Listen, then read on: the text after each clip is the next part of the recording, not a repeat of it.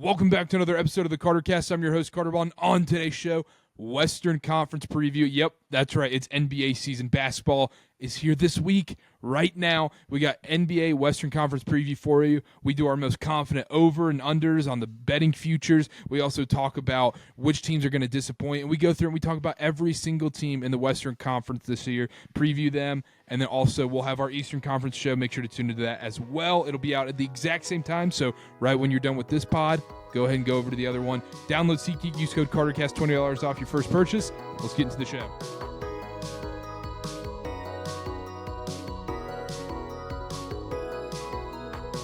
We're live. You're thinking, what the F is going on here if you're listening on podcasts right now? It's NBA season. It's October. Everyone's saying fall football. We're talking college football playoff, the NFL. No. It's finally basketball season, Connor. Deep down, look, we love football. We do. But deep down, I don't want to speak for both of us. I think we're basketball guys. In our heart of hearts, I think we're basketball. I think 1A basketball, 1B field hockey. We're big field hockey guys. We just don't show it on the surface. It's true. I've done a lot of UNC women's lax games in my career, so that makes sense. Yeah, Focky rules, man. Focky rules. No, I'm just kidding. We are basketball people, Connor. It's so much fun to talk about. It's so much fun. You don't have to sit there and look at PFF. You can sit there and be like, this guy stinks, this guy doesn't, and that actually works in basketball. It sure does, and it's my favorite time of the year because we're going to get all these sports aggregation tweets where it's like, oh my God, WNBA Finals, MLB Playoffs, NFL regular season, college football, college basketball, NBA, Premier League this weekend. And we're going to get the same tweets from like 10 different sportsbooks accounts just looking for engagement. But you know what? It's true, though. Late October, one of the best times of the sports calendar. I'm thrilled. And you know what? I don't know if you feel this way. It seems like we shouldn't be here yet. It does not seem like we've entered basketball season. But maybe that's every year. I think that's every year now with basketball where you're like, no, wait, basketball's next Tuesday? It starts next Tuesday.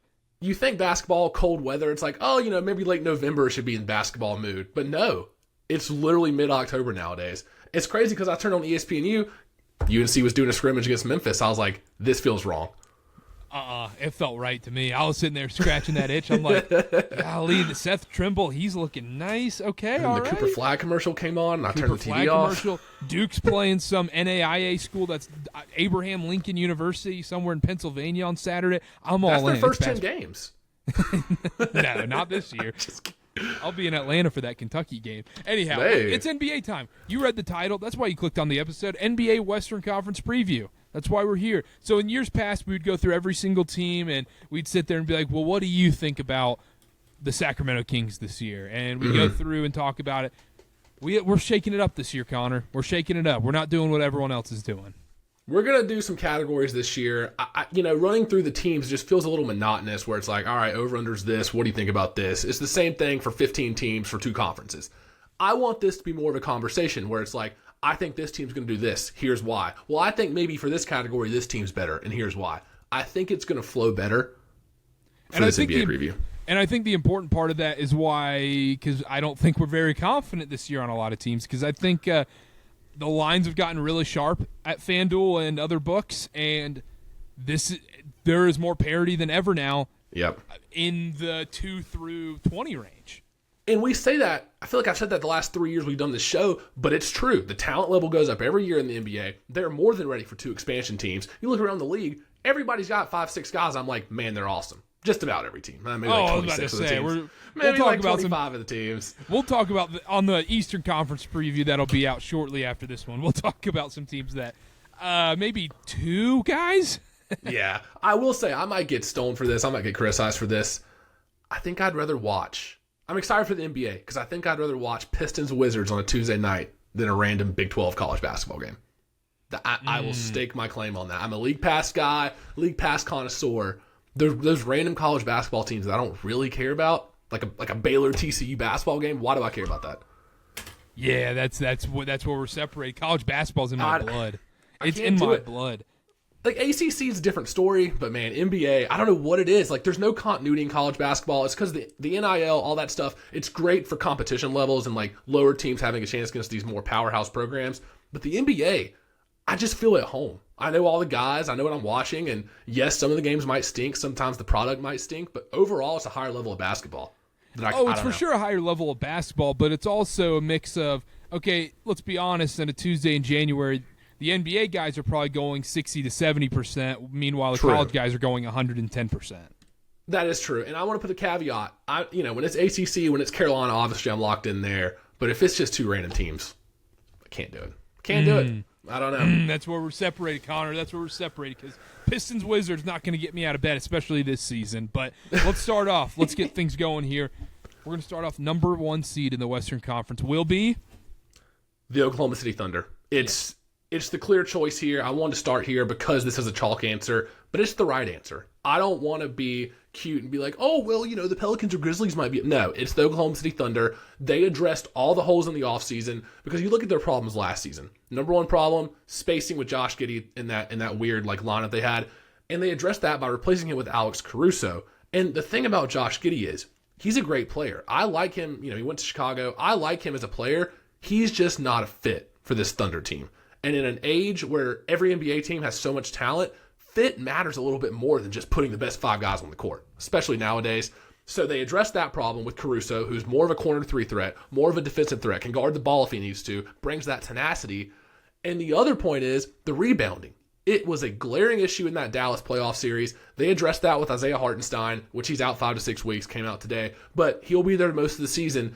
They can play him and Chet together. They started a preseason game together. They have the lineup flexibility for just about any matchup. They're the deepest team. They plugged all their holes. I love the Thunder this year. I love the Thunder this year. I think they're a clear-cut number 1 seed, and I see no reason to stray from that. And they're young. They're young, and they actually give a crap about NBA regular season games because you look at a lot of these other teams. The Nuggets, I think the Timberwolves are sneaking into that category. The Mavs, we'll get into these other teams here in a little bit, but with the Mavs, you have Luka, who's done the regular season thing multiple times. It just depends whether he's going for that MVP award this year. But the Thunder, all these guys are young. They give a crap about the regular season still. The older guys in the league, they're kind of over that, and they realize, you know what, 1, 2, 3 seed doesn't matter. We're going to have to win these games anyways. I'd rather take off more games and play at 60, 70, 80% rather than 100% like the Thunder will. The Thunder are the clear pick here, in my opinion, and I don't think it's particularly close. And they have 11 guys that I would legitimately trust to get 15, 18 minutes in a playoff game. If you look up and down that roster, they have the depth, they have the lineup flexibility. Hey, you want to play 2 bigs? We'll play Chet at the 4 because he can still stretch the floor a little bit, and we'll put Hartenstein in. You want to go small? We've got Isaiah Joe at the wing. We've got Caruso at the wing. We've got Lou Dort, Jalen Williams, SGA. We've got all these guys, Cason Wallace. And those young guys got experience last year in that playoff. There's a couple of playoff series. I don't see a world where they don't win at least 60 games, genuinely. Injuries are the only thing I can see happening. But even so, they have the depth to combat that. If Jalen Williams misses 3 weeks here and there, SGA goes out for 2 weeks, they have the guys to, not completely crater during that time. That's my thing, is the depth part, where even if SGA goes out for a month, Jalen Williams goes out for a month, any of these guys goes out for an extended period of time, I still think they're okay and they have enough depth to where, hey, you know what, they can still be fine in the regular season. Now, if SGA's out for 4 to 5 months, different story, but if he's out for a month, they can still be the 1 seed. Jalen Williams can take over. They have so many pieces on this team. They're young, like I keep mentioning. I don't think there's an even close second, to be honest. In the regular season, I think the playoffs might be a different story, but in the regular season, I think they're the clear-cut number 1 team. I think so, too, because you look up and down this roster, it's guys that I feel okay about taking shots in a big game, really. And not even just a big game, though. Like this is a regular season podcast, so we're talking win totals. I think the depth, they're built for an 82-game season. Young guys, they'll try almost every night. And like we said, even if there's a couple guys that miss with injuries, Cason Wallace is going to come in, play his ass off. Like, some of these younger guys are going to come in and just really go balls to the wall, which you can't say that for a lot of the depth on these older teams or other, teams at the top of the West we're going to talk about. Yep, I agree. I have the Pelicans number 1. Let's talk about your most confident Western Conference over. Most confident over. Carter, I think this is going to be a little different than what you have, maybe. I'm going to the Dallas Mavericks. Oh, so you're going Luka MVP. I'm going Dallas Mavericks over 48.5 wins. That is my most confident over in the Western Conference this year. You look at what they added. Spencer Dinwiddie, Klay Thompson is the headliner, obviously. Quentin Grimes, Najee Marshall, and then Kessler Edwards. Those guys are better than what they lost. Yeah, Josh Green, Tim Hardaway Jr., Derek Jones, fine pieces. Josh Green and Tim Hardaway Jr. were not playing at the very end of that playoff run. They were getting spot minutes. They were almost unplayable. These guys coming in, Quentin Grimes, Najee Marshall, they can play defense. They're 3-and-D guys. Klay Thompson especially, I'm sure we'll talk in depth on this, he's not going to have that same pressure on him that he had in Golden State, where it's like, hey, Klay Thompson, you're the guy that won 4 titles here. You're a multi-time All-Star. You need to go out there and shoot 20 times. You have to be in that role. All of a sudden, scenery change, he's not relied on as much. He might not even be out there in crunch time every night. I think it is better situation for Klay Thompson to have to be asked to do less. And I think overall this roster is deeper. Plus, you get a full year of PJ and Gafford this year rather than coming in midseason last year. And I just think if you look at the positions, they have 2 deep at every single spot. And the number one factor is Luka has not won an MVP yet. That will change. I don't know if it'll be this year. I don't know if it'll be next year. But I think I'm going to bet him for MVP every year until he wins one. I think I am too. He's going to win one eventually, like you said. My only concern with this are 3 things. One, Okay. A lot of miles have been put on Luka recently. They played a deep finals run, have a long playoff run, and he played in the Olympics as well, where he had to carry that team in the Olympics. A lot of miles put on him. Number 2, championship hangover. How much is this team, now that they had a taste of the NBA Finals, will they care about the regular season? Where we saw what happened to the Warriors. We even saw what happened to the Miami Heat after they went in 2020, where they go, you know what, this regular season crap's boring. I want to be back in the finals. Let's just barely get in and let's just make a run again. Could that happen? And then also, man, we are so due for another crazy Kyrie thing. See, I was going to ask you about that. Do you think he's just fine now? I don't think we see another crazy Kyrie thing. I just wanted to bring that up as a good. talking point. I think we're good. I think we're sneaky in the clear, but it's like after a big disaster, a tornado comes through, and you're like, are we sure there's not another tornado coming through? You look at last year, they finished 24-9 in their last 33 regular season games. Before the finals, they were 12-5 in the first 3 rounds of the playoffs. I think that is more of what we're going to get from Dallas this year. And there's a lot of these middle tier Western Conference teams we're going to talk about with win totals in the mid to high 40s. Dallas is the one I feel the best about because we've seen it. We've seen it for an extended period of time. And I legitimately think what they did around the fringes, they upgraded. I really do think so. I think Najee Marshall is going to be underrated. He's going to be a piece that might play in crunch time. Quentin Grimes is exactly what you want off the bench if you're Dallas. And then Klay Thompson, like I said, lesser role, shooter next to Luka, doesn't have to play crunch time like he did in Golden State, but he can if the matchup's right. It's matchup dependent. I love this Dallas team this year. I think Luka's going to gun for MVP. I don't think they're going to have that championship hangover. I don't think they have enough guys that have been there before. Like last year was a lot of their first taste of the playoffs at all. I don't think they're going to have that hangover. So give me the Dallas Mavericks. I almost think that's the dangerous part of where you have a mix of guys like Kyrie who have been there, they've done it, and the regular season is kind of second nature to them. But then you also have guys like P.J. Washington where you look back to the 22-21 Hawks team where they make the conference finals like, you know what, we're the big show in town. All of a sudden we're going to do nothing in the regular season. We don't care. We're the one of the best teams in the NBA. We don't care. But with all that being said, I agree with you. I think the Mavericks are going to be a great team this year. I think they're a contender once again in the Western Conference. They had a phenomenal offseason, like everything you mentioned. I think Klay Thompson coming in. Now, I think we've been noted on this podcast that we're not the biggest Klay Thompson fans. We thought he was overused in Golden State. He should never have started in Golden State. When he moved to the bench and came off the bench, he was a much better player. He's going to have that role in Dallas. And so it really lines up well for this team, and they're building a good team around Luka finally. It is built around Luka, like how these LeBron teams have been built around LeBron. It's built around Luka. They won 50 games last year. Mm-hmm. I agree with you. And the encouraging sign for me is last year for Luka. His usage went down, predictably so with Kyrie there, but he had career highs in points per game, minutes per game, assists per game, and three-point percentage. That tells me he had less pressure on him, less possessions with the ball in his hand, less of, oh my God, Luka, please bail us out. So that was encouraging last year. And then this year, I think the roster got even better with more guys that can help off the ball. And you touched on Klay. I'm with you. I wasn't a fan of him in Golden State. He was in the wrong situation at the end there, asked to do too much. I think it just fits this year. And I think there's arguably 12 to 13 guys on this Dallas team that could play in a playoff rotation. That's not something I could say last year. I have 2 overs. Okay. Now, I'm not sitting here saying this is my mortal lock, oh my goodness, 10-unit over, whatever. I have 2 I love. and I'm scared to share them, Connor. I'm really scared to share them. Okay, I'm ready. I like the Phoenix Suns.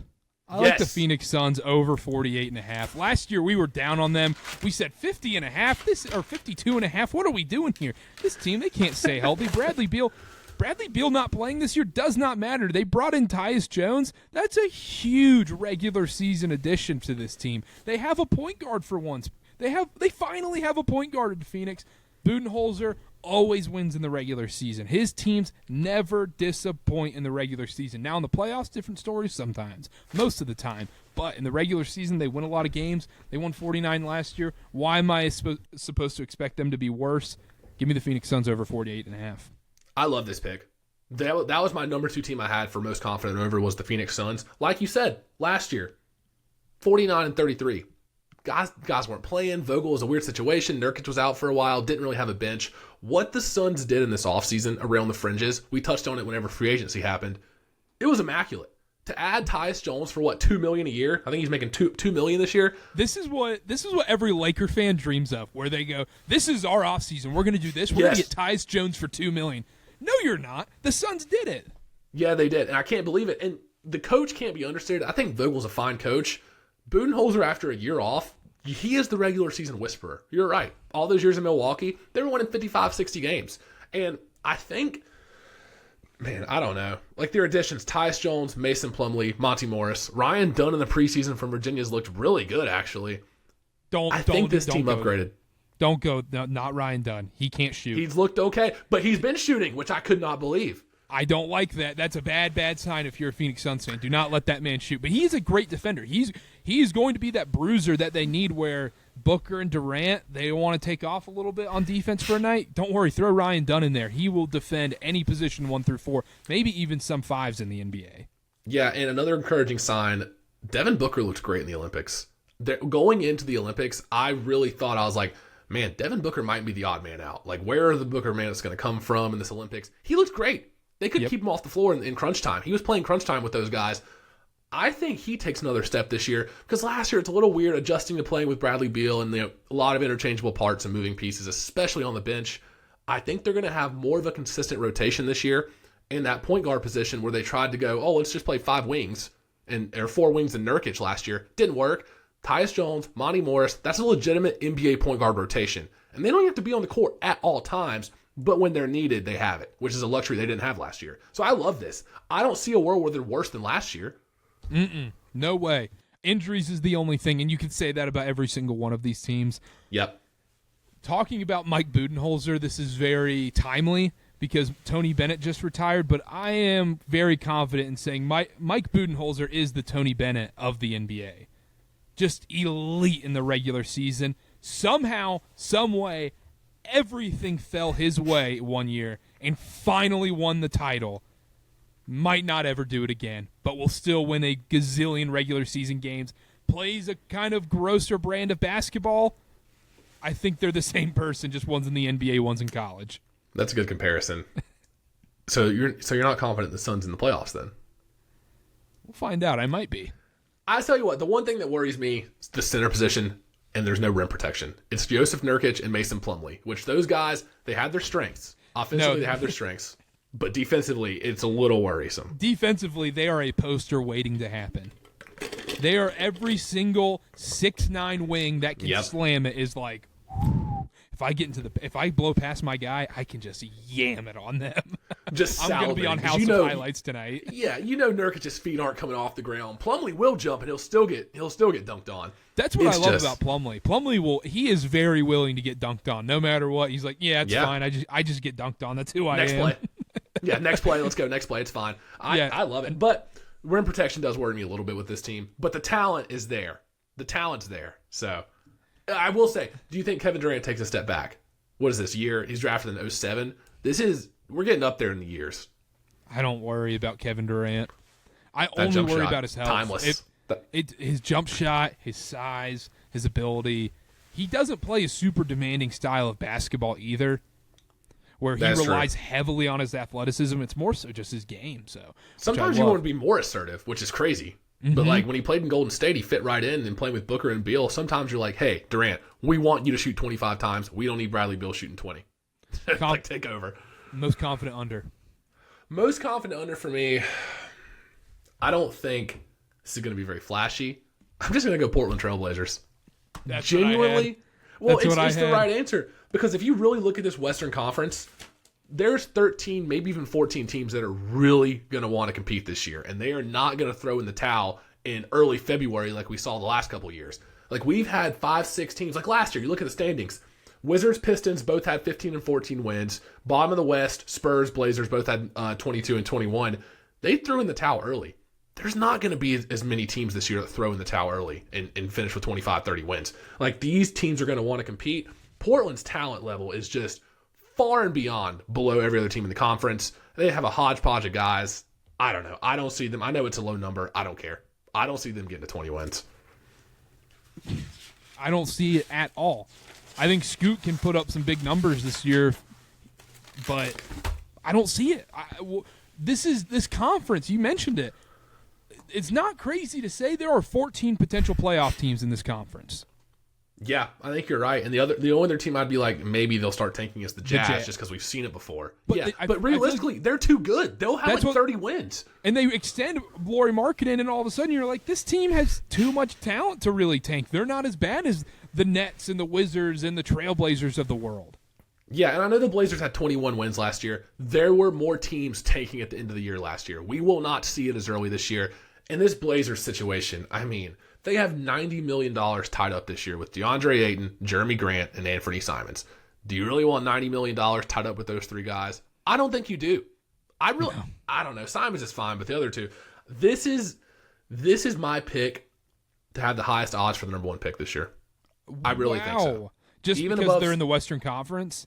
I think so. There's no gimme games. There's no games where teams aren't going to be trying. Like, it is going to be a dogfight every night, and I think the Blazers are just going to give in. And I want to give you this line. I want to give you this line. Give in.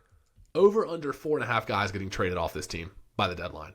I think it is just ripe for the taking. I've heard some of these takes, but you really look at it, Ayton, they're going to want to develop Donovan Clingan this year. He might be gone. Matisse Thybulle is a perfect 3-and-D wing for a good team to go get. Jeremy Grant's contract's eligible to be traded now. I don't know what you have to give up to get him off the books, but I could see it. And then Rob Williams, the trade masterpiece. Like, these guys will be gone. Yeah, it's over. That's a fat over. Portland might just be a layover destination. Everyone's like, hey, I'm here. Yeah. And then it just might be the Luke Ridnour Portland Trailblazers where you get traded 3 times in one day potentially. Just get balled out. Good guys go there and get balled out. You know what's another thing you haven't mentioned? Yeah. Chauncey Billups is still their head coach. You know what? He made the Hall of Fame. He's mailed it in this year. He's good this year. That's it. He doesn't care about coaching. You think he really cares about this Portland team? I sat there. I remember it was a few weeks ago. Donovan Clingan was talking about. He was like, "Oh yeah, these practices are way easier than it was with Dan Hurley and whatnot." And obviously, so it's the NBA. They're adults. They're not going to respond to getting yelled at when you're making $25 million and whatnot. Right. But also, what on earth has Chauncey Billups done to be like, you know what? I kind of like this team. What is Chauncey Billups' style? What is his offense? Is there anything he brings that you go, I like that about Chauncey Billups? Yeah, you don't like Scoot and Shaden Sharp and Anthony Simons taking turns shooting 20 times every other game? I love it. That's the other thing. If you want to develop Scoot and you think Scoot's going to be this great asset, I think you have to move on from Grant and Simons. Simons is taking way too many shots. You know who Simons is. He's not going to be he's the Brandon Ingram of guards right now. You have to trade him to develop Scoot, and also you want to lose enough games to get into the Cooper Flag sweepstakes. I think it's critical for them to lose games. I think they will lose games. That's also my most confident under. Did you have any other picks for the under? Does Bryce McGowan's being on Portland change your mind? Ooh, yes, it means they're going to win 15 games. He will play. No matter what, he might just be the Grim Reaper of the starting point guard of a team where it's like, oh, you think you're healthy. You're not. I'm playing at some point on your team. That's so true. That was my most confident under. We can go to surprising teams if you want to. Let's go surprising teams. What's yours? You're going to love this. You are going to love this, Carter. My most surprising team this year, a team that people should buy low on, that nobody's really talking about, New Orleans Pelicans. You had the same. Did you just copy my list? I did. Did I look over your shoulder during the test or something? No. You look over here? The thing is, I knew you love it. You're a Zion guy. You're a Duke guy. You can't quit this team. Can't. I can't quit Brandon Ingram, though. Did you see Zion's picture? He looks jacked. He looks jacked. He looks so in shape. Oh, my gosh. They added DeJounte Murray, Daniel Tice, lost Dyson Daniels, Najee Marshall, Valanciunas, Larry Nance. We're finally going to see what it looks like for Zion to play without Valanciunas. Oh, my gosh. This is music to my ears. This is hallelujah. There's a choir singing right now. The Pelicans are my surprise team. I'm buying in on this. They were my number 2 over team. That was the other one I was going to pick over 45 and a half for them. Zion's in shape. People are low on them. People are low on them. They're so low. They're so low. What people don't realize about this team, one is them losing Brandon Ingram and getting something back for them. We can't keep talking about Brandon Ingram on this show. We can't. But if they can trade him and get something back for him, that is a massive, massive win for them because guess what? They finally have a point guard, and they finally don't have a post-up center. People are going to say, oh, well, where's the rim protection for the Pelicans? Well, Messi can come in and play that role if they really need to. They're going to play Zion at the 5 a lot this season, especially in the regular season. We're going to see him playing the point center essentially at times, and that's his best role. And if he's in shape, this is a totally different team.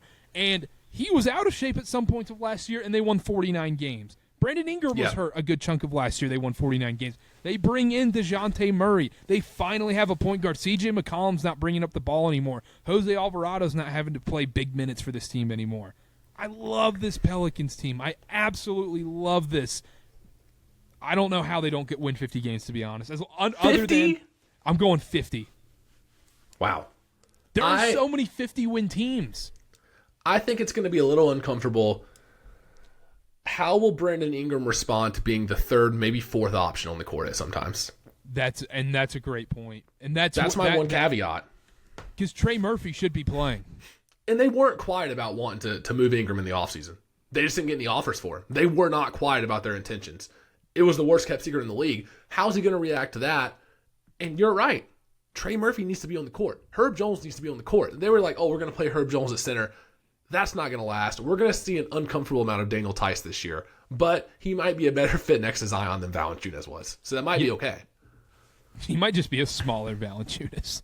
One thing I want to look out for, C.J. McCollum might lose his closing minutes. If you really look at these lineups, C.J. took a step back last year. DeJounte Murray, Trey Murphy, Herb Jones, Zion, and then Ingram maybe, or you throw a center in there instead. C.J. McCollum's minutes might get kind of pushed to the side here. And I don't hate that. I think that's a positive for this Pelicans team. Yeah. I just can't see them being worse. They had 49 wins last year. I like their roster fit better this year, even if the talent got... Actually, no, the talent didn't get worse. They got DeJounte Murray. Who am I kidding? Better. Talent's better, fits better around Zion. When you have a star like that, a guy that could potentially be a top 10, top 8 guy in the league with Zion, you build your team around him. They have not done that so far in his career. This year, we're going to see spacing, and the Ingram piece is really the only caveat that worries me. But I think Zion's going to have a massive year. I think so, too. As long as he can stay healthy, this is a 50-win team.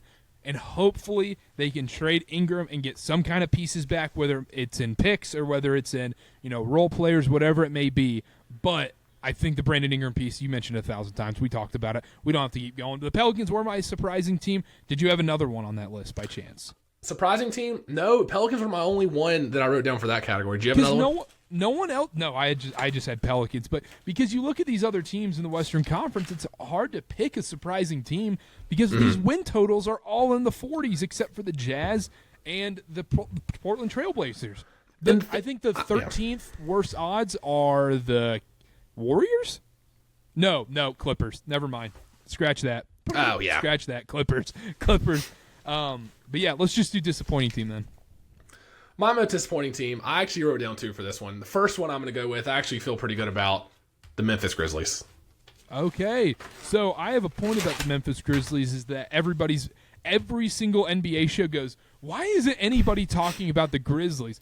In reality, everybody's saying that statement, therefore everybody is kind of talking about the Grizzlies. People are like, oh, they're so underrated, Ja's back.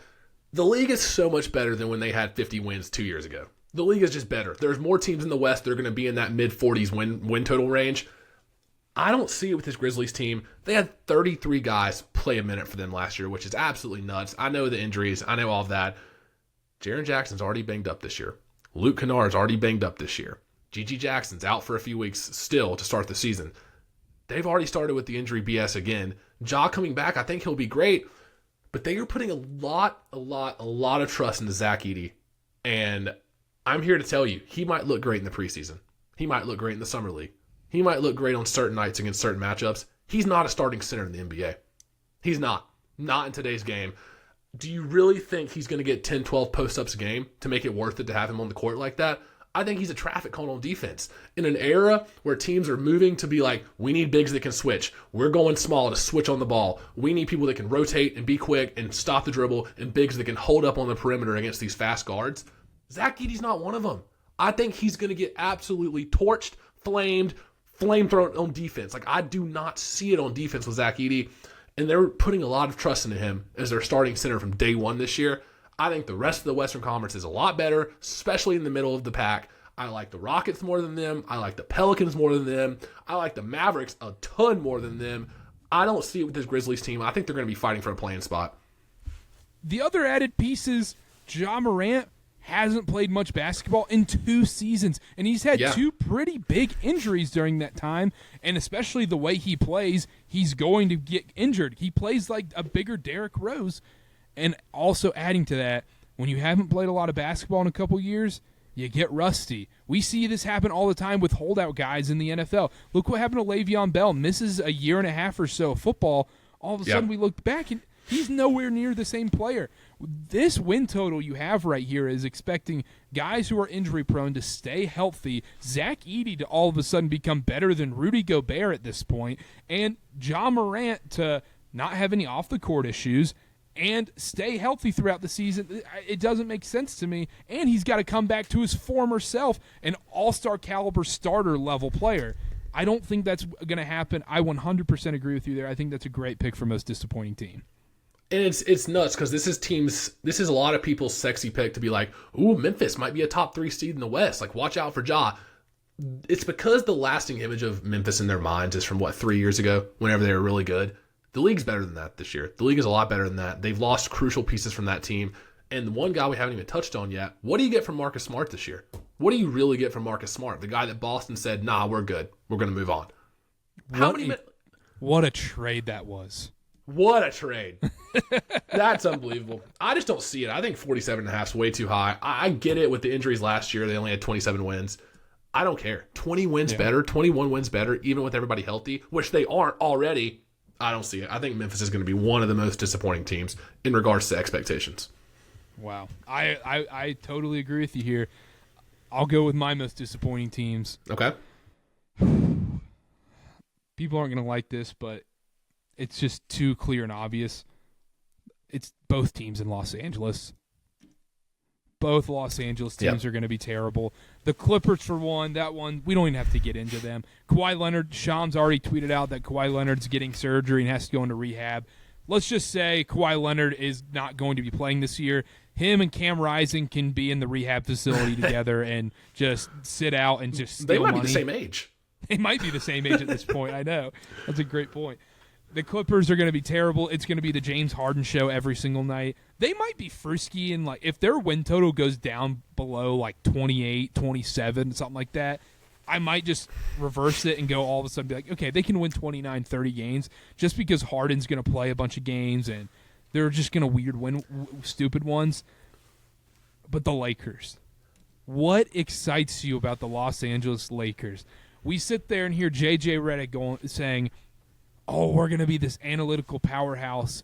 This is the most anti-analytical team of all time, if you look at it. If you're saying, I want to be this three-point shooting powerhouse, we're going to run, all of our decisions are going to be analytically based. Meanwhile, we have 2 aging superstars who don't really shoot from beyond the arc. What is, and not just that, they don't have shooting around them. Nope. There is some scary, scary stuff that's going to happen with the Los Angeles Lakers. They're going to talk themselves into some bad trades. We're going to see a bunch of offseason stuff. We're going to see reports, people getting upset about Bronny playing, the Bronny stuff, even if it's made-up stories. He's not going to – he'll play at some point. He might play 3 games in April. Connor, that's why this is the most disappointing. Yeah, that's what I was going to say. They're going to be so far out of the playoff race.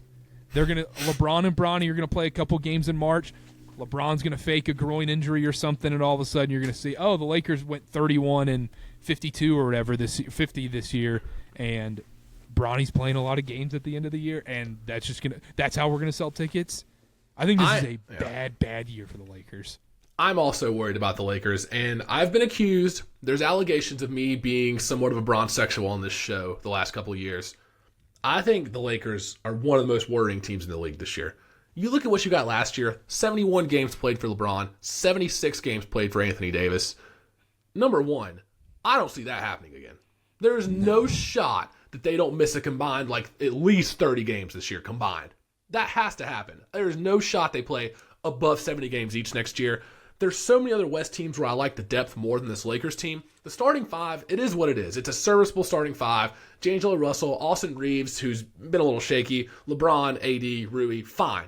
If that's your starting five, okay. Their bench, it might have some recognizable names on it, but if you really look at it, Jared Vanderbilt, Gabe Vincent are the only two people on that bench that I think could be in these other teams' rotations.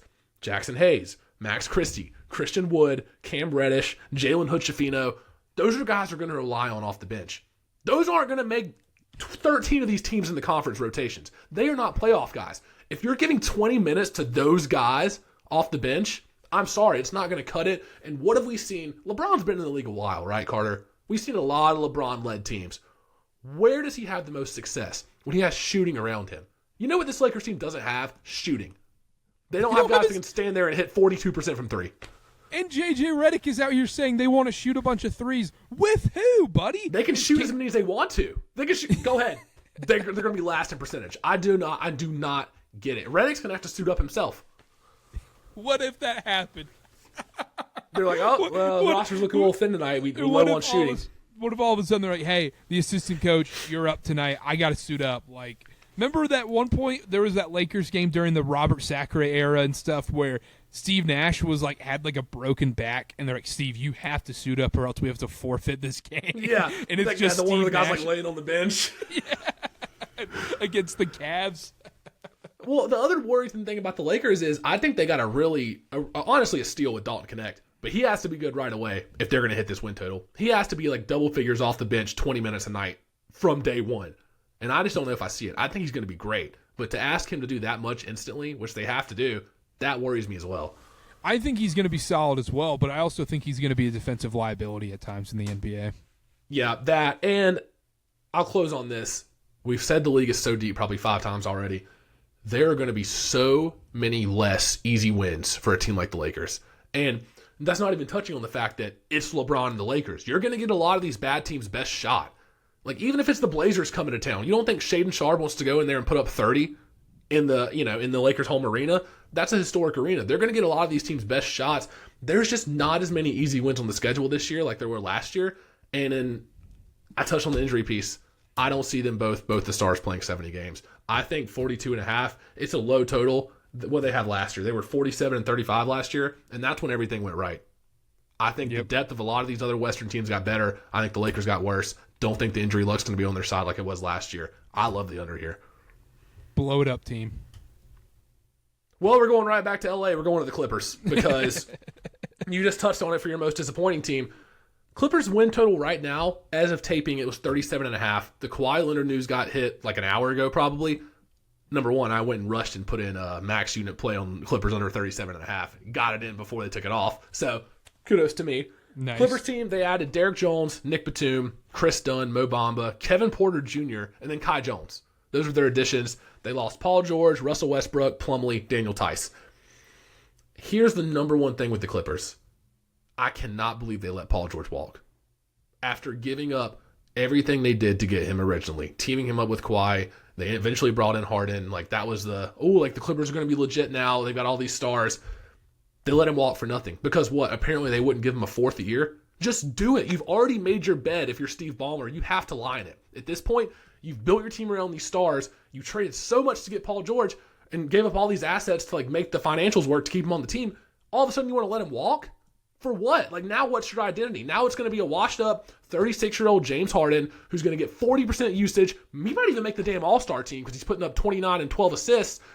It does not lead to wins. The Clippers have a lot of pieces that I would like on a good playoff team. If half these guys were on the Mavs or on the, Nuggets or whatever, I'd be great. Awesome.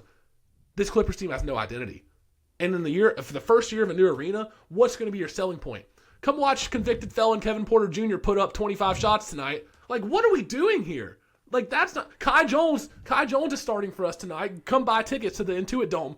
I don't get it. 37.5 is an absurd number. I know it's going to be lower whenever it comes back out after the Kawhi news.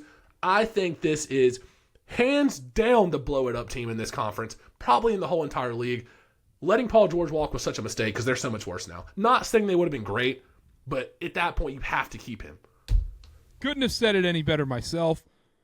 How do you not trade Paul George? And you say, well, we don't want to pay him. We don't want to give him that fourth year.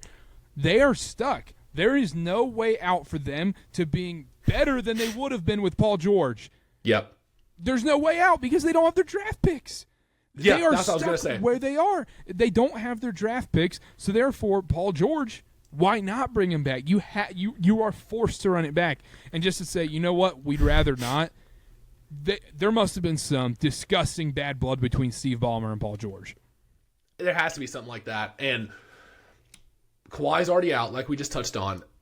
This might have worked for James Harden in Houston. This is not going to work. I'm telling you, this is not going to work. Derrick Jones was great and awesome with Luka when he wasn't asked to do too much. Hey, shoot 4 corner threes a game, play good defense. The Clippers need him to score 15 a game. It's not going to happen. You trust Terrence Mann to put up 15 a game? Not going to happen. Where do the points come from? I legitimately think Harden's going to shoot 25 times a game, every single game, which is weird because his usage was way down last year and he was very passive. I don't know. Carter, I don't get it with this team. I think we're going to have an uncomfortable amount of Kevin Porter Jr. possessions. I think we're going to have an uncomfortable amount of James Harden ISOs and just horrible, I turn the ball over, I'm going to walk back on defense. I'm going to walk to the sideline. This is an all-time bad vibes. I don't know. Clippers are going to be horrible this year. They're going to be terrible. I 100% agree. My blow-it-up team, it's tough because they have a lot of young players, but they're also in complete no man's land, and that's the Utah Jazz. The Utah Jazz. Now, I don't think it's a bad thing that they extended Lauri Markkanen, but also at the same time, yeah, you have a lot of young pieces and whatnot, but what are you? Do you really think Cody Williams and Keontae George and Taylor Hendricks and Kyle Filipowski, that any of these guys will work out and be potential all-stars? I don't necessarily know that. You're banking on a lot on late lottery guys. Yep. Late lottery guys do not win you. You got to get lucky. It's almost like they're like, we're going to get our own Devin Booker. We're going to find our own Donovan Mitchell in this draft, or in these drafts. I really don't get what their direction necessarily is, other than let's just keep getting a bunch of picks and then maybe there will be a disgruntled star we can trade for and have one run at a finals because we're in Utah and we're not a free agent destination. But I really don't see it. They're stuck in that Bobcat Hornet range where they keep getting the 6th, 7th pick every year. And what is that going to do for you? And the thing is, it's not for lack of trying. You can't come out day one and tank. So, the last couple of years, we've seen the Utah Jazz start hot because they have the talent. Lauri Markkanen is legit. I think re-signing him, when you have a player that's that good on your team, keep him. I think that's fine. You don't have to trade him. Don't be peer pressure into trading him to L.A. or Golden State. The thing is, with the Jazz, their first-round pick this year is owed to OKC. It's top 10 protected. They will be in the bottom of the league. They have to be. But I think you're right with them being 6, 7, 8. They start too hot every year. They're too good to start off. Will Hardy's a great coach. And then all of a sudden in February, March, Lauri Markkanen has a strain growing. He's out the rest of the year. He's only played 6 of the last 30 games. But by that point, it's too late. You won too many games in November and December. This Utah Jazz franchise, the direction they're going in is unclear. I don't see it. They're too good to start out. The last 2 years, they've been good to start the season and then bottomed out for what? What has that really gotten them? It's doing the pseudo OKC thing that doesn't really make sense. And the guys they have are not guys that want to tank. Colin Sexton, Keontae George, those are legit guys that want to compete every single night. Lauri Markkanen. Obviously Lauri Markkanen. Yeah, he's going to go and put up 27 points a game with this Jazz team, and they're going to win some games they probably shouldn't. I think what they're going to do is hand the car keys to these young guys like they should, the late lottery picks, but I think they're going to be better than what they want to be. I think if you hand the car keys to Keontae George and some of these other guys, Taylor Hendricks, they're going to win more games than you probably want them to. They're going to win 31-33. But you know what? In a Western Conference, they still might be 14th with 30 wins. That's what I'm saying here. They might be 31, 33 win team. They could easily hit their win total over. But guess what? You can't compete with how bad the Brooklyn Nets and the Washington Wizards and the Portland Trail Blazers are going to be. That's right. Because you look at the West and it's like, all right, Utah and Portland are probably the worst two teams by a large margin. And then you look over to the Eastern Conference and you're like, man, we're going to have some competition for that lottery. We're going to have some competition. What's your grossest team? Grossest team for me, it's a team we've already talked about. I think the parameters you put on this were how much would you have to get paid to go to an upper deck to watch them play? Yep. Is that right? Mine's the Portland Trailblazers. And I think, they're hands down the worst team in the league. I think you would have to pay me upper deck for a full Portland game. I would probably go for like $50-$60. I could be talked down, though, because I'm an NBA sicko. I could be talked down. And they have to be playing another bad team. Let's pretend every team is playing the Wizards when we talk about this. Oh, man. For the grossest team, how much would someone have to pay you to see them play the Wizards? Yeah, I'm sticking with the answer. I'm sticking Portland here. Oh, that would suck. What a waste of 3.5 hours. It's easily Portland here because you look at the other teams. You're like the Grizzlies. I like Ja. Spurs. You get to see Wemby. Even the Jazz. At least they can be a little competitive with Lauri Markkanen. The Jazz is probably my next pick, to be honest. Then the Kings are sneaky in that category where we know exactly what this team is, but at least they're fun to watch and they play fast and obviously they have no rim protection and whatnot. Talking about the Kings real quick. This is going to be the last year their fans are cool barely making the playoffs. I think so, too. And I don't know, because after a while, it's like, all right, we're fun. We're exciting. Light the beam. We've got mid-40s wins. And that works whenever you've been historically horrible. But I think you're right. I think you're right. I think this is the year. And to be fair, they're replacing those Harrison Barnes minutes with DeMar DeRozan, which I do like. I think DeRozan's going to take a lot of the pressure at the end of the games off De'Aaron Fox. We saw a lot of that last year. All of a sudden, Malik Monk doesn't have to be your second option every single night. So I think they're going to be better in that regard. I think Keegan Murray's a reliable shooter on the outside. Defensively is my worry with this team. Keon Ellis is not that good. He can't guard everyone, and he's an offensive liability, number 2, but that's your only true defender in the starting 5. Fox is okay. He gets some steals, but he's not going to guard the other team's best player. DeRozan not known for his defense. Keegan Murray more of a shooter. And then Sabonis is not a rim protector. The defense is Swiss cheese. That's what worries me.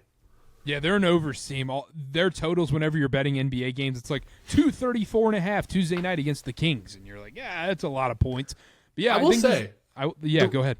DeRozan fits in with just about anywhere he goes. I did not know how him and Levine would work out in Chicago. And then for some reason, they worked out for like a long stretch there. Okay, then how about we – no, not going to let myself do made-up Brandon Ingram trades. We're not allowing that this year. No Brandon Ingram trades. No hypothetical Brandon Ingram trades. That's the bailout segment. It's like, what should we talk about this week? Not much happened in the NBA. All cancer team, Brandon Ingram's on it. Like Team Cancer. So my grossest team was the Clippers. Really? Even with James Harden, you don't want to go watch that every night? No, I'd rather watch Scoot Henderson. Would you? Anthony Simons? Yes, I don't like watching James Harden. You don't like watching James Harden cook? No. That's fair. I don't like watching James Harden cook. The only caveat to this though is I do want to see their new arena. I would like to see what it's all about, but yeah, I think so too. I have another disappointing team. Yeah, go for it. The San Antonio Spurs. So you don't think Chris Paul can do what he did in OKC with this awesome Spurs team? No, I don't. He's like 40. Here's the thing.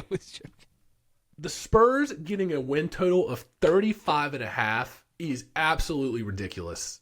I think that's absurd. So so hammer the under is what you're saying. I'm hammering the under. They went 22-60 last year. Yes, their roster overall is more resemblant of an NBA roster this year. Last year, like, Sohan was running point guard. They had guys off the bench like Mamus Kalazveli. Them was like, really? This guy's getting NBA minutes? Which, he's fine. Maybe that was the wrong example. They had a lot of guys that shouldn't be getting NBA minutes.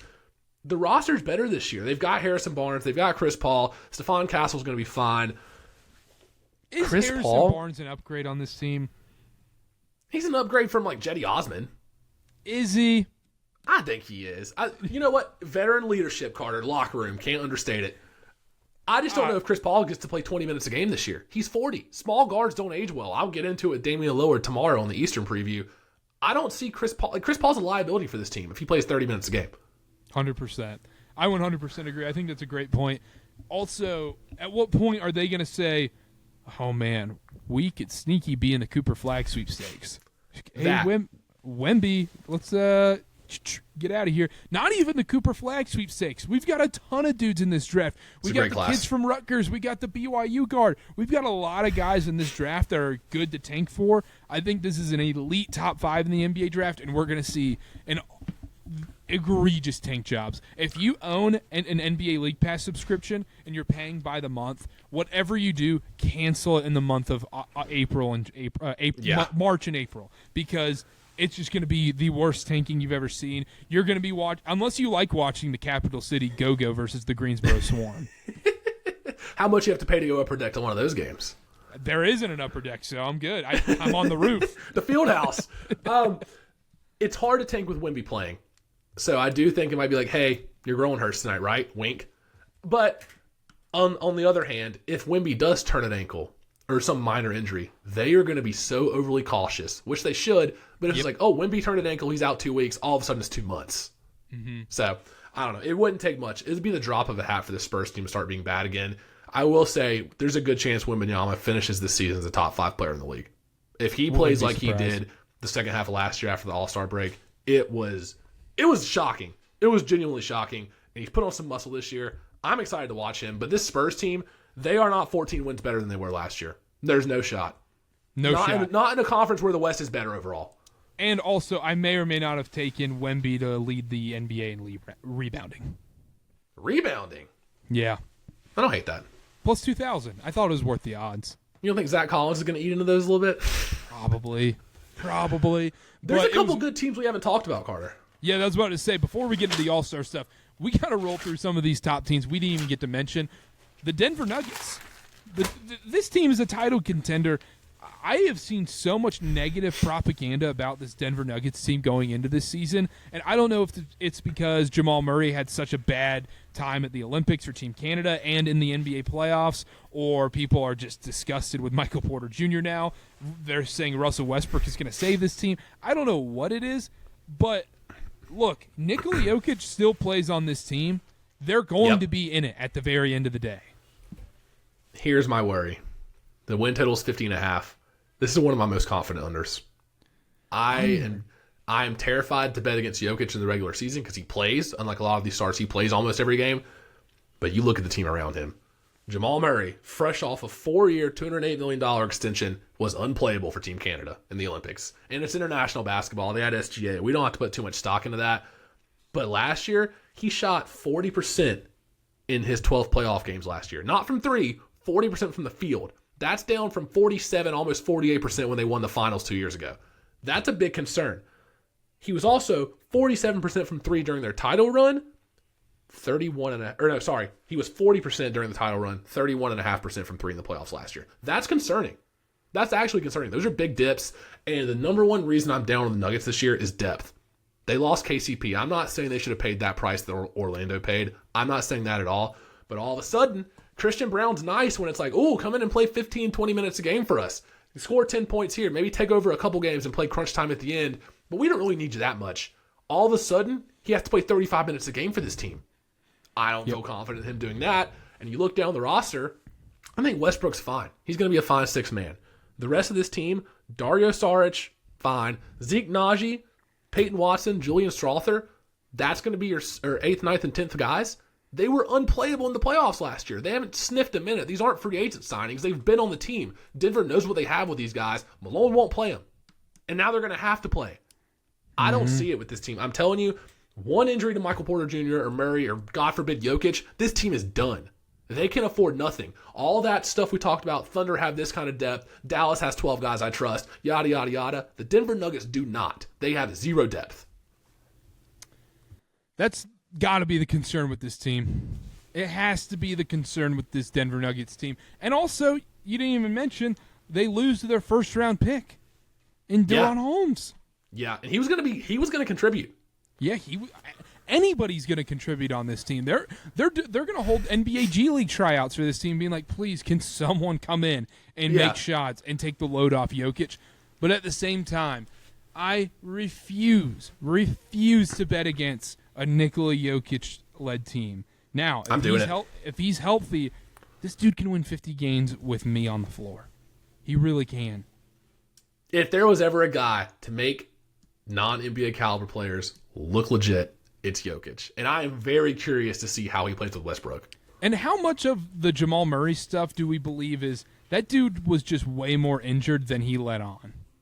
I think maybe some of it, but I don't know. There's been some signs, especially in the last playoff run. I guess you can point to the injuries, but some of that shooting stuff, he just couldn't buy one after being awesome in the finals a couple years ago. Yeah, and that's why I'm not willing to fade them yet. I see the point, and I wouldn't be shocked. But and you know who's going to be first on the chopping block? Michael Porter Jr., $36 million a year. If there's any blame to go around, he will be first to go. Yeah, maybe him for Brand. Nope, not going to say Nope, stop doing it. Move on. The Timberwolves, they make the big cat trade. Julius Randle comes in. We got Anthony Edwards. How does Randle and Gobert fit together, Connor? This is a weird one because we weren't able to do a podcast right after the trade. I don't think it's so much how Randle and Gobert fit together. I think it's more so they have options at the end of playoff games now that don't include Rudy Gobert. If you want to put Julius Randle and Naz Reid out there, you can do it, and you won't lose that much. Like, as far as a fit with Randle and Gobert at the same time, I don't know. Genuinely, I don't know, because the one thing with Cat, it was a little clunky. We were all over that, defensive problems. Randle's a worse shooter than Cat, period. He just is. Randle's more drive to the lane, big body guys, bull over guys. If Rudy Gobert's standing down there, it's going to look a lot worse, a lot more clunky. And the other problem is the spacing for Anthony Edwards. That's the reason I was concerned about this, where it's like, you get DiVincenzo, which helps the spacing, but all of a sudden, the great thing about Towns is he could hit 45% from three.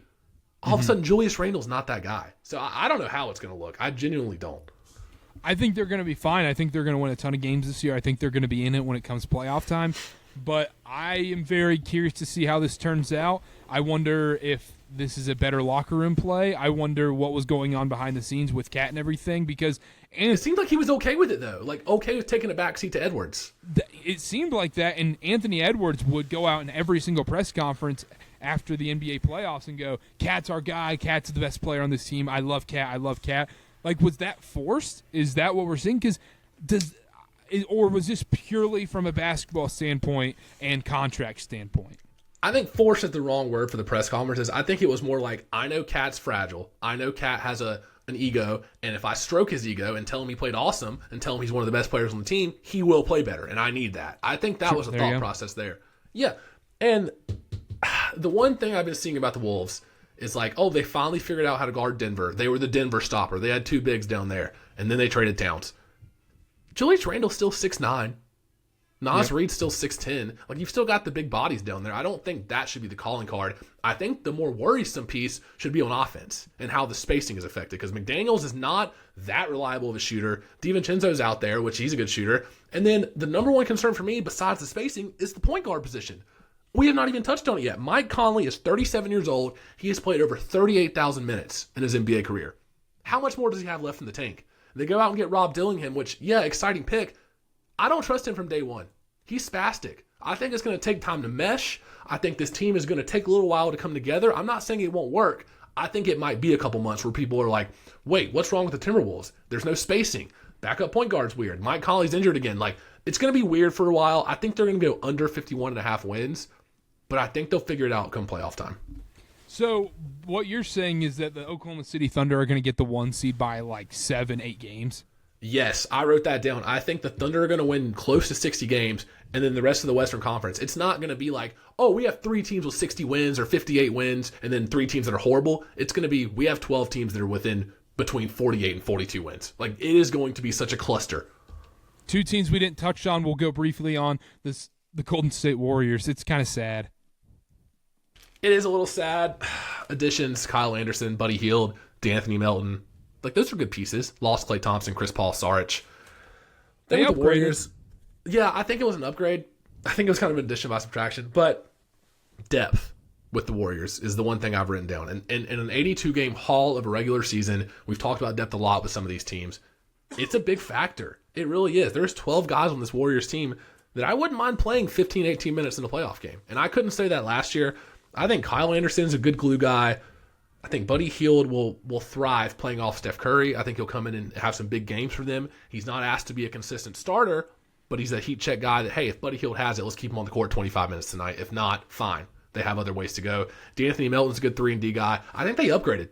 Around the fringes. And the number one thing for me, Andrew Wiggins and Draymond Green. What are we really going to get from them this year? Because if Wiggins could step up and be maybe not the all-star starter that we saw a couple years ago, but if he could just be a number 2 scorer, this team's going to be great. But if he can't, who's the number 2 guy? Kuminga? Inconsistent. A little spastic. Draymond Green's he going to take a step back? He's got the attitude problems. Who realistically is going to take that pressure off Curry? Yeah, but Buddy Hield, no. Like, Buddy Hield's a fine shooter off the bench. He's not a number 2 option in the NBA offense. And I also think Steph Curry taking on this big of a load this late into his career doesn't bode well for injury health as a smaller guard. I know he stays in incredible shape and he is very consistent and doesn't usually sit out a ton. This feels like it could be a little bit of a disaster year for Golden State. Now, do they own their first round pick? I think so, but I don't see they're not going to tank with Curry. That's the number one thing where it's like they will not waste a year of Curry's career. I don't think they will, but if he gets hurt, they tank. I guess, but the thing is, Carter, I feel better about their depth, like their actual overall roster this year. I guess if Curry gets hurt, then it's a little bit different. That's a different ballgame, but yeah, I don't know. It's fun seeing Curry, but gosh, the rest of these guys just don't get you up. If I'm telling you this, Golden State will sneaky be a destination if any superstar becomes available. They have, like I said, 11, 12 guys that are legit NBA guys. They would not hesitate to throw Kuminga or Moody in a pick for a legitimate superstar, a legitimate number 2 to put behind Curry if they're like actually competing and it's December. And all of a sudden they're like, wait, we have a chance at this thing. We've only got so many years of Curry. They're a sneaky trade destination. It better not be Zach LaVine. That's all I'm saying. Brandon Ingram? We said we wouldn't. Rockets. That's the last team we haven't talked about, the Rockets. They're going to be just frisky and annoying to play all season. You're going to be on the second night of a back-to-back, and you're going to have to play the Houston Rockets, and you're going to be like, golly, they've got like 14 dudes they're sending my way. So to add to my theory of not a lot of teams in the mid-50s, more teams in the mid-40s, I love the over here. They're at 42.5 right now. I think the Rockets sneaky have a really talented roster. My only concern is they have a lot of young guys where there's only one ball. So it's like, do some of these young guys, are they going to be okay with taking a back seat? Maybe Cam Whitmore plays 12 minutes a game one night. Maybe Tari Eason doesn't play a couple nights. Like, are these guys going to be okay with that? The talent's there. And I'm also curious how Reed Shepherd gets acclimated. Because you can't really play him and Van Fleet together defensively. That is a disaster waiting to happen. The talent's there. I think you're right with the friskiness. Şengün is awesome. Jabari Smith took a step up last year. There is a world where the Houston Rockets are a top 6 seed in the West. I don't know if that's going to be this year, but the talent is there. Whether or not it's next year or 2 years from now, whatever, I think the talent's there. I think the talent's there, and you look at their bench, and you're a team like the Lakers or the Nuggets, and you're like, I would do unspeakable things for that bench. Yes, honestly, and especially the Nuggets, where it's like any one of the Rockets, like 7 through 12 guys, please, they would play 20 minutes a game for us, which is crazy to say. It's actually crazy to say, but yeah, their bench is just, you see the guys on there, you're like, Steven Adams, I would love you in Denver. Please. Yep. Cam Whitmore, what a guy to have off the bench. Or even like Jayshawn Tate, you could come get 12 minutes for us. Do we want to do the All-Star thing? Yeah, I'll run through them real quick. Tell me if there's any you disagree with. Okay. So what are you going to do here? Tell the people. I'm going to tell you guys what I think. Now, I want to caveat this by saying this is tough. 12 All-Star spots. I'm not talking injuries. I'm going, people stay healthy the whole year. These are the 12 I think are going to make it. And I've got a couple honorable mentions. So you tell me if you disagree with any. SGA, lock. Luka, lock. Anthony Edwards, lock. Jokic, lock.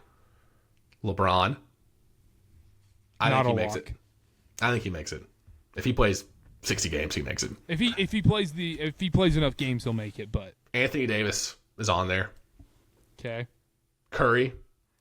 I think he has to. He's just going to get so much usage. 100%. Kevin Durant. We talked about how good the Suns are going to be this year. What number are we at? That's 8. Devin Booker, 9. Okay. Zion, 10. Yep, had Zion down.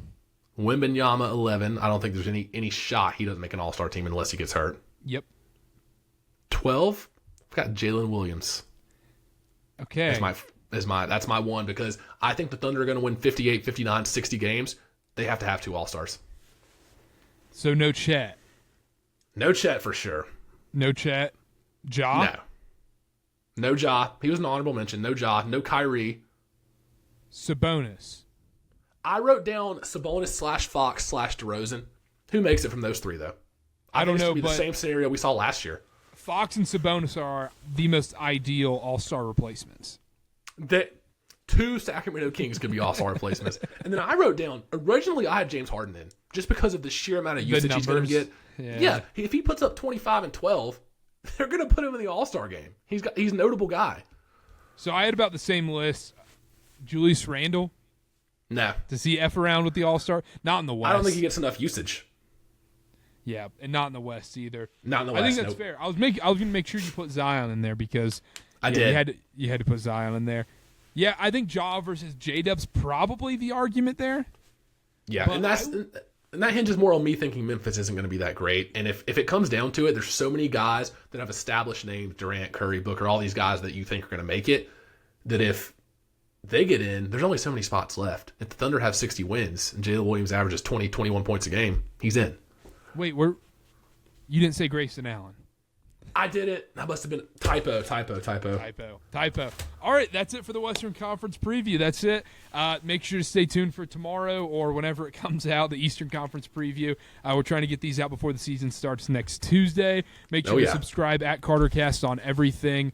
Football season's all in full swing. If you're listening to this, you know that we're doing all the football content as well. At Connor_Sparrow, at CarterB8. Download SeatGeek, use code CarterCast, $20 off your first purchase. And we'll be back for the Eastern Conference preview. And finals picks on that one, too. Picks. We'll be doing finals picks, MVP, the whole thing on the next episode for the Eastern Conference. We'll see y'all then. Bye.